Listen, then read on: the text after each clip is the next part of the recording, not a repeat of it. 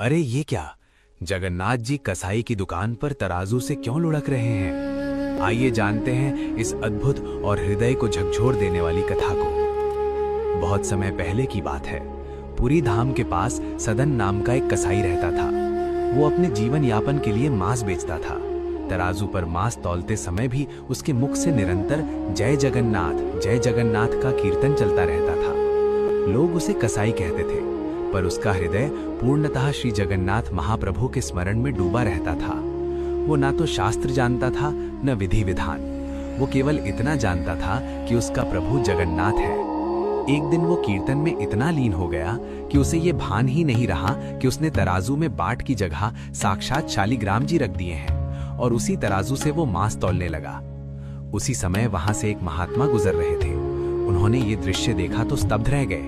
उन्होंने तुरंत कहा, अरे मूर्ख, ये तुम क्या कर रहे हो?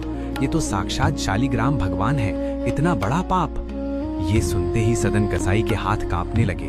उसकी आंखों से अश्रुधारा बहने लगी। वो भूमि पर गिर पड़ा और रोते हुए बोला, महाराज, ये अपराध मुझसे अज्ञानवश हो गया। मैं पहचान ही नहीं पाया। मुझ जैसे पापी को क्षमा कर दीजिए। महात्मा शालिग्राम जी को अपने साथ ले गए। उन्होंने उन्हें शुद्ध नदी के जल से स्नान कराया, पंचामृत से अभिषेक किया, चंदन इत्र लगाया, माला पहनाई, रजत सिंहासन पर विराजमान किया, खीर बनाकर भोग लगाया और कीर्तन किया। ये सब देखकर सदन कसाई फूट फूट कर रोने लगा। उसका हृदय अपराध बोध से भर गया। रात्रि में स्वयं श्री जगन्नाथ महाप्रभु महात्मा के स्वप्न में प्रकट हुए। प्रभु ने कहा, सुबह होते ही मुझे फिर से सदन कसाई के पास छोड़ आना। महात्मा घबरा गए। उन्होंने हाथ जोड़कर कहा, प्रभु, वहां तो मांस बिकता है, आपको तराजू में बाट बनाकर रखा जाता है। ये तो वेद शास्त्रों के विरुद्ध हो जाएगा। तब श्री जगन्नाथ महाप्रभु करुणा से मुस्कुराए और बोले, क्या मुझे सुख स्नान में मिलता है, सिंहासन पर बैठने में, भोग और माला में?